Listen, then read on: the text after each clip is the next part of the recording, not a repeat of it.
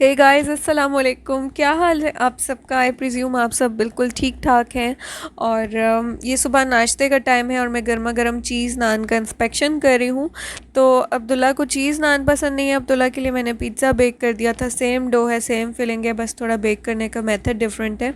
आज का दिन काफ़ी मसरूफ़ है। इसके बाद मुझे जाना है क्लिनिक और उसके बाद मुझे जाना है एनिवर्सरी पे। तो जल्दी से रेसिपी देख लेते हैं। बहुत ही सीधी, बहुत ही आसान सी रेसिपी है। तो सबसे पहले मैंने एक बोल में, यानी कि एक परात में, मैंने ले ली शुगर और साथ में सॉल्ट और साथ में ऑयल और साथ में नीम गर्म पानी यानी कि वार्म वाटर और साथ में ईस्ट ले ली मैंने। और इसको बस अच्छे से मिक्स करके इसके अंदर मैंने डाल दिया ऑल पर्पस फ्लावर यानी कि मैदा। और बस अच्छे से इसे मिक्स कर लिया। साथ में मैं लूँगी पाउडर मिल्क 3-4 खाने के चम्मच भर के। आप चाहें तो ये डो मिल्क से भी नेट कर सकते हैं। वही बात है कि आप जितना गुड़ डालें उतना ही मीठा होगा। तो ये मिल्क पाउडर भी जा चुका है। बस इसे अच्छे से गूंद लूँगी। आटा जब हमने गूंदने के बाद कवर करके रख दिया 1 घंटे तक, तो अगर आपका गर्मियों का मौसम है तो आसानी से राइज़ हो जाएगा। तो यहाँ पे मेरा डो बहुत अच्छे से राइज़ हो गया था। अब मैंने बीच में रखा चिकन और साथ में मैंने रखी शिमला मिर्च और चिकन को मैंने हल्दी डाल के बॉईल कर लिया था। और साथ में मैंने डाली पिज़्ज़ा सॉस और मैं चीज़ डालना भूल गई थी। तो मैंने नान को दोबारा से खोल के उसके अंदर चीज़ फिल करके तो वापस उसे बड़ा किया। लेकिन ये बहुत ही चुपेंगा सा नान बना था। आपने देखना है, दूसरे नान से कंपेयर करके देखना है। तो मेरा लाइफ व्लॉग है, कोई परफेक्ट कोई शेफ़ रेसिपीज़ मैं आपके साथ शेयर नहीं करी, तो अपनी सारी मिस्टेक्स भी मैं आपके साथ शेयर करती हूँ। तो खैर यही बस चिकन, कैप्सिकम और साथ में पिज़्ज़ा सॉस ये और चीज़ ये सब डाल के अच्छे से नान को फिल करके बेल लिया था। और डो को थोड़ा सा मोटा रखना है। और बस यहाँ पे मैं थोड़ी सी डो को शेप कर रही हूँ, यानी कि अपने नान को थोड़ा सा डेंटिंग पेंटिंग कर रही हूँ थोड़ा सा खूबसूरत बनाने के लिए। और एग योक से मैंने ब्रश करके 150 डिग्री पे ऊपर और नीचे दोनों की रॉड्स ऑन करके रख दिया, जब तक कि अच्छी सी खुशबू और गोल्डन कलर ना आ जाए। तो नान जब तक पक रहे हैं तब तक मैंने सोचा कि एक पिज़्ज़ा भी साथ ही रख देती हूँ। और हमारे ज़बरदस्त से गर्मा गर्म नान रेडी हैं। तो नाश्ता हमने कर लिया था और अब चलते हैं। तो जनाब हम जा रहे हैं क्लिनिक और मैं हो चुकी हूँ रेडी। मौसम आजकल यहाँ पे बहुत ही ज़्यादा प्यारा चल रहा है। और मैं पहुँच चुकी हूँ इस टाइम पे क्लिनिक पर। इस टाइम यहाँ पे इतने ज़्यादा एसओपीज़ फॉलो कर रहे हैं ये लोग। और जिसको गले की तकलीफ़ है या तो फिर फ़ीवर की सिम्टम्स हैं या वॉमिट या डायरिया, उसको तो खैर एंटर होने दे ही नहीं रहे हैं। बस बाहर से ही कुछ मेडिसिन पकड़ा के तो रवाना कर देते हैं। तो खैर अब देखते हैं कि हमारे साथ क्या होता है। और हाँ, आप लोगों से ये भी मैंने शेयर करना था कि यहाँ जिस एरिया में हम स्पेसिफ़िकली रह रहे हैं, यहाँ पे बहुत बहुत ज़्यादा केसेस आ रहे हैं। जैसे कि अगर पूरे मलेशिया में 9000 केसेस आ रहे हैं तो उसमें से 4000 सिर्फ़ और सिर्फ हमारे एरिया से आ रहे हैं। तो बस अजीब सी आजकल, क्या कहना चाहिए, स्ट्रेस कहें, डिसअपॉइंटमेंट कहें, या मैं कोशिश करती हूँ कि ऐसे नेगेटिव वर्ड्स मैं ना यूज़ करूँ अपनी प्यारे से ऑडियंस के साथ। तो लेकिन बहरहाल आई डोंट नो क्या है, अल्लाह का बहुत बड़ा करम है कि अल्लाह ने हमें घरों में रखा हुआ है, सेफ़ रखा हुआ है। अल्लाह ताला आगे भी अपना करम बनाए रखे। लेकिन आई डोंट नो, बस बहुत अजीब सी क्या कहना चाहिए, बस स्ट्रेस सा हो जाता है घर में। तो खैर यहाँ पे मैंने स्कैन कर लिया, टेम्परेचर ले लिया है और इन्होंने टेम्परेचर का स्टिकर मेरे ऊपर लगा दिया है। और अब मैं आ गई हूँ काउंटर पे और ये है मेरा नंबर जो कि इन्होंने मुझे दिया है। और अब मैं रूम नंबर देख रही हूँ अपना। तो यहाँ पे मेरा रूम नंबर है और ये स्क्रीन पे मेरा नंबर चल रहा है। और ये लिखा हुआ है इन्होंने टेम्परेचर। और मैं वेट कर रही हूँ अपने नंबर का। तो लेट्स सी क्या होता है। यहाँ पे इन्होंने इस तरह से पेजेस पेस्ट कर कर के तो सीट्स को ब्लॉक किया हुआ है ताकि 1 मीटर का डिस्टेंस मेंटेन रहे। और पता नहीं लॉकडाउन में है लेकिन आँखों को पता नहीं क्या हो रहा है, इतनी ज़्यादा डार्क हो रही हैं अब इस टाइम पे। बिल्कुल हल्के भी पड़े हुए आँखों पे, हालांकि घर में और सोने के अलावा या यूट्यूब देखने के अलावा इतना कोई ख़ास काम भी नहीं है। पर स्टिल आई थिंक मोबाइल की ज़्यादा यूज़ करने से या फिर लैपटॉप के ज़्यादा यूज़ करने से इस मेरा तरह नंबर हो आ रहा है। चुका है, मैं खैर जा रही नंबर आ हूँ गया है और अंदर क्लिनिक में। चलते हैं। And pain over here. How many days? 3 days. What did you do? I don't know. I think the weather was really short or something like that. Okay. But I think last night, night before last night when I slept, my eyes were very itchy. And So you have some allergy. I can feel So, small. yes, I give the drops to clean up your eyes and make sure you don't rub when you feel itchy, rub because your hands is not clean. Okay? And then I give some allergy medication too. For the test, I give you some liquid because the temperature is finished. Okay? Alright? So make sure you want to tear up your foods and avoid the stress, sleep well. Okay? Can you also हाँ जी, तो checkup मेरा हो गया है और अब collect करते हैं अपनी मेडिसिन्स। और ये इन्होंने इतना प्यारा सा ईद के लिए सेटअप बनाया हुआ है, लेकिन ईद तो मेरे ख़्याल से हम इस लॉकडाउन की वजह से घर में ही करेंगे। और रात के 8 बजे के बाद तो वैसे भी कुछ एरियाज़ में कर्फ्यू इम्प्लीमेंट किया गया है जहाँ पे कोविड का स्पाइक ज़्यादा था, तो मुझे लगता है कि ये बड़ी ईद भी हम घर में ही करने वाले हैं। तो मेडिसिन मैंने कलेक्ट कर ली है और अब चलते हैं घर वापस। और नाश्ता तो मैंने बना लिया था अच्छा ख़ासा मज़ेदार, लेकिन दिन कैसे गुज़र जाता है पता ही नहीं चलता और मुझे लग रहा है कि दोपहर का खाना मुझे बाहर से लेना पड़ेगा। तो मलेशिया की कुछ चीज़ें जो है मुझे बहुत ज़्यादा पसंद हैं, जैसे कि टॉम यम सूप मुझे पसंद है, और उसके अलावा बीहुन गोरेंग मुझे पसंद है, नासी गोरेंग भी मुझे पसंद है, पर नासी गोरेंग में ऑयल बहुत ज़्यादा यूज़ करते हैं तो इस वजह से जो है वो इतना स्टमक फ्रेंडली नहीं रहता। इस प्लेस से मेरी इतनी यादें वाबस्ता हैं। यहाँ पे हम ज़ुम्बा क्लासेस भी अटेंड किया करते थे और बहुत ज़्यादा फ़न होता था, बहुत मज़ा आता था। लॉकडाउन ने लेकिन हमें बिल्कुल बोर करके रख दिया है। तो बच्चों को भी हम साथ लेकर आए थे और आई थिंक ये बहुत टाइम बाद घर से निकले हैं और सारा गिर गई एक्शन दिखाते दिखाते। तो खैर चलते हैं।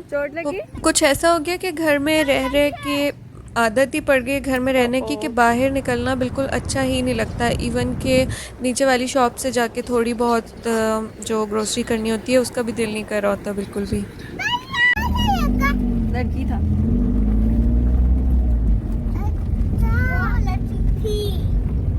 लड़का था। जरा पूछिए लड़की था या लड़का था डॉक्टर? लड़की। लड़की था या लड़का थी? लड़की को लड़की आया है। हाँ, लड़की ने लगाया।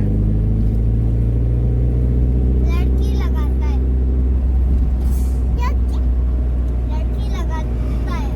लड़की को लड़की। तो ज़ारा ये पूछ रही है कि ये जो टेम्परेचर वाला है ये किसने लगाया है? ये 36.3। और ये देखें ज़रा कौन मिला है हमें रास्ते में। और जब स्पेशली लॉकडाउन होता है तो इस तरह की चीज़ें यहाँ पे बहुत ज़्यादा रोड पे आ जाती हैं। वैसे तो ये कैंपस है भी बहुत ग्रीन, तो यहाँ पे मंकीज़ और डॉग्स और क्या कहते हैं डिफरेंट टाइप के क्रिएचर्स जो है वो फ्रीक्वेंटली हमें नज़र आते रहते हैं। और अब यहाँ पे चल रहे हैं पुलिस भाई साहब के सवालों जवाब। और इत्तेफाक से मेरे हाथ में कैमरा था और सवाल जवाब के बाद इनको इस बात की टेंशन पड़ गई थी कि आप क्यों रिकॉर्ड कर रही हैं, तो मैंने बताया कि भाई मैं अपने व्यूअर्स के लिए रिकॉर्ड कर रही हूँ। तो लॉकडाउन में तो निकलना भी एक बहुत कॉम्प्लिकेटेड चीज़ हो जाती है, क्योंकि जिन इलाकों में कोविड स्पाइक्स ज़्यादा हैं उनमें एक घर से सिर्फ एक ही बंदा निकलने के लिए अलाउड है। और फ़िलहाल तो खैर हम क्लिनिक वगैरह ही जा रहे थे और ये क्लिप तब का है जब ये वाली स्ट्रिक्टनेस नहीं थी कि एक घर से सिर्फ एक ही बंदा निकलेगा, लेकिन ये दिन ब दिन बढ़ती जा रही हैं। और जितने जितने केसेस कोविड के जब कोविड की स्टार्टिंग थी पूरे वर्ल्ड में और जब पूरी दुनिया में डेथ्स हो रही थी, तब यहाँ पर जितने नहीं आए थे उतने अब आ रहे हैं और सारे रिकॉर्ड्स टूट गए हैं। तो कहाँ वो टाइम था जब हम वेकेशंस एंजॉय करते थे और घूमते फिरते रहते थे, डिफरेंट रेस्टोरेंट्स पे खाने ट्राई करते थे और खूब मौज मेला मस्ती करते थे। और कहाँ अब ये दिन है कि बस घर में ही रहते हैं और दिन कैसे गुजरते रहते हैं पता ही नहीं चलता है। तो खैर अब चलते हैं खाना लेने के लिए। तो मैंने पैक करवाए हैं बीहुन गोरेंग और रेस्टोरेंट्स के लिए सिर्फ़ और सिर्फ टेक अवे अलाउड है, डाइन इन कहीं पे भी अलाउड नहीं है। तो बीहुन गोरेंग जो है वो मलेशियन राइस नूडल्स होते हैं और नमकीन होते हैं, लेकिन राइस नूडल्स होते हैं, फ़ालूदा की तरह नहीं होते। और इन्होंने चिकन और डिफरेंट वेजिटेबल्स डाल के बनाए होते हैं। तो ये हम घर जाके खाते हैं और रिव्यू करते हैं कि कैसा लगा। और साथ ही साथ मैं अपने जो चैनल के न्यू सब्सक्राइबर्स हैं उनको वेलकम कहना चाहूँगी। और जो लोग मुझे देख रहे हैं जिन्होंने अब तक सब्सक्राइब नहीं किया उनसे कहूँगी कि मेरे चैनल को सब्सक्राइब कर लीजिए। और जो देखते भी हैं और सब्सक्राइब भी नहीं करते और लाइक भी नहीं करते, उनसे मैं कहूँगी कि आप सब बहुत ही ज़्यादा कंजूस हैं। आप लोग मेरी वीडियो देखकर जाते हैं और एक लाइक तक नहीं करते हैं। इसके साथ ही मेरा बहुत ज़्यादा दिल करता है कि जो भी व्यूअर्स मुझे देख रहे हैं वो मेरे साथ इंटरेक्ट भी करें, क्योंकि मैं तो बोल लेती हूँ, मैं अपनी सारी स्टोरी भी सुना देती हूँ, लेकिन मुझे ये पता नहीं चलता कि आप मुझे किस वक्त कहाँ से देख रहे हैं। तो इस वीडियो में आपने मुझे ज़रूर कमेंट करके बताना है कि आप मुझे कहाँ से देख रहे हैं, किस कंट्री में है और किस सिटी में है। और मेरी दुआ अल्लाह ताला से है कि आप जहाँ भी रहें खुशबाश रहें और खैर आफ़ियत से रहें। तो जब मैं घर पहुंची तो मैंने देखा कि हमारे बांग्लादेशी नेबर्स ने ऑलरेडी मेरे लिए खाना भिजवाया हुआ है, और मी नहीं बीहुन गोरेंग मैंने साइड पे रख दी। और पहले मैंने कहा अपने नेबर्स का खाना ट्राई करते हैं। तो पहले मैं ये सोचती थी कि जो लोग बाहर रहते हैं उनको इतने अच्छे खाने कैसे बनाने आते हैं। तो नंबर वन तो ये कि अपने खाने की क्रेविंग होती है, तो उस चक्कर में बंदा परफेक्ट से परफेक्ट रेसिपी ट्राई करता जाता है। और नंबर टू ये कि आप डिफरेंट कल्चर्स के लोगों में उठते बैठते हैं, और ऑब्वियसली अगर आपके फॉरेन फ्रेंड्स हैं तो कुछ आप उनको सिखाते हैं, कुछ आप उनसे सीखते हैं। तो इस तरह से आपकी कुकिंग में बहुत ज़्यादा वैरायटी आ जाती है। तो अब यहाँ पे चल रही हैं कार्टून के लिए नेगोशिएशंस। तो मैंने बच्चों से कहा कि आप घर को अच्छी तरह से अरेंज कर लो, हर चीज़ जगह पे रख दो और चादर वगैरह ठीक कर लो, तो मैं आपको कार्टून मूवी लगा कर दूँगी। तो दोनों यहाँ पे काफ़ी एक्शन में आए हुए हैं, और बस एक ही अच्छा तरीका होता है बच्चों को थोड़ा सा ट्रेन करने का। तो अब इनको लगा के देते हैं कार्टून और हम चलते हैं पार्टी पे। हाँ जी, तो पार्टी का क्या मेन्यू है? पार्टी का मेन्यू है जनाब अफ़गानी आशक। ये 2-3 दिन बाद मैंने घर में भी बनाए थे, क्योंकि इतने ज़्यादा मज़े के लगे थे और मैं चाहती थी मैं अपने हस्बैंड को भी टेस्ट करवाऊँ। और साथ में है क्रीम चीज़ कुकीज़, और साथ में क्या है, साथ में है मैंगो सैलड, और साथ में थे तड़का राइस। तो ये जो आशक है ये इतने मज़े की डिश है। ये बेसिकली डम्पलिंग्स या मोमोज़ के टाइप के जो है वो छोटे छोटे से, क्या कहना चाहिए, जैसे हम समोसे बनाते हैं उस टाइप के बनाते हैं। अंदर इसके लीक ही कहते हैं, लीक फिल करते हैं, और ऊपर से दही का सॉस बना के डालते हैं और साथ में टोमेटो सॉस बना के डालते हैं, और ऊपर से इस पर मिंट डाल के सर्व करते हैं। तो बहुत ही मज़े की बनी थी। इंशाल्लाह मैं आपके साथ रेसिपी ज़रूर शेयर करूँगी। पता नहीं जो कोयटा के रहने वाले हैं उनको तो खुरुद का अच्छी तरह से पता है, तो इन्होंने खुरुद भी इसमें ऐड किया हुआ था। अच्छा, इसके अलावा तमिल चिकन भी थी, साउथ इंडियन चिकन करी भी थी, जो कि मैं जिसकी क्लिप मुझसे डिलीट हो गई थी, तो जो मेरी फ्रेंड ने टेक अवे बनाया हुआ था मैंने सोचा उससे आपके साथ शेयर कर लेती हूँ एक clip.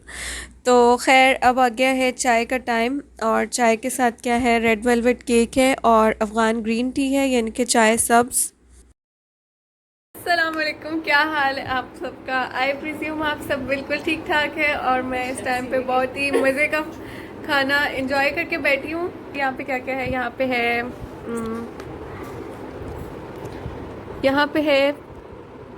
What is it's name,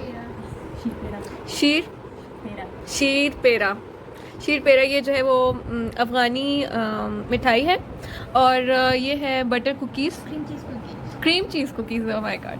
अच्छा, ये है क्रीम चीज़ कुकीज़, और ये है अफ़गान टी, ग्रीन टी, चाय सब्ज़, और ये है ये बहुत ही मज़े का टिकने वाला रेड वेलवेट केक।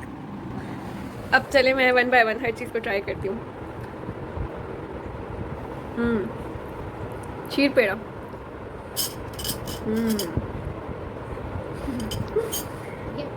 इट्स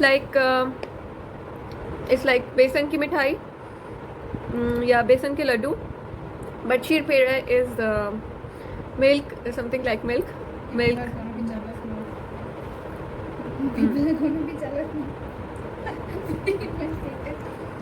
बहुत ही मज़े के हैं।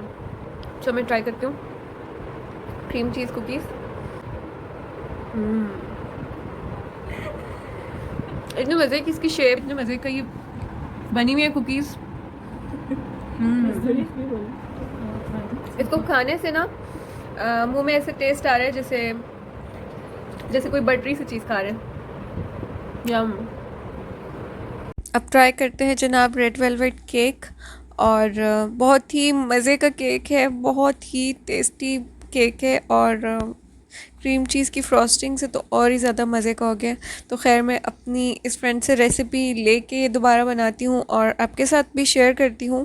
एक्चुअली जब बंदा घर में होता है और बाहर के कामों से आज़ाद होता है तो दिल करता है कि बंदा कुछ बहुत ही अच्छा सा बना के खाए, और इस अच्छे अच्छे खाने पकाने में आपका वेट कहाँ से कहाँ पहुँच जाता है कि आपको कोई भी अंदाज़ा नहीं होता।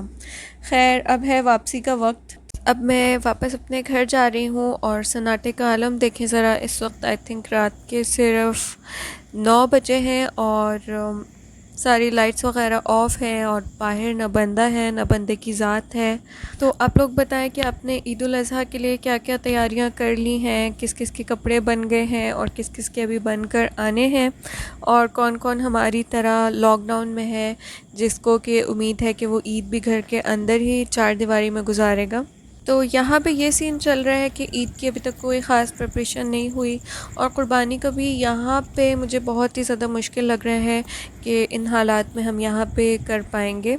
और मिलने जुलने का भी मुझे लगता है कि अगर अपनी ही बिल्डिंग में किस्मत से हम किसी से मिल पाए तो ठीक है, वरना बाहर जाने की तो कोई भी उम्मीद नहीं है। जिस तरह से आप देख सकते हैं कि रात होते ही बिल्कुल हर चीज़ शट डाउन हो जाती है, और दिन में भी मैंने आपके साथ शेयर किया कि किस तरह से इवन के क्लिनिक जाने पे भी पुलिस आपसे इतनी ज़्यादा पूछताछ करती है।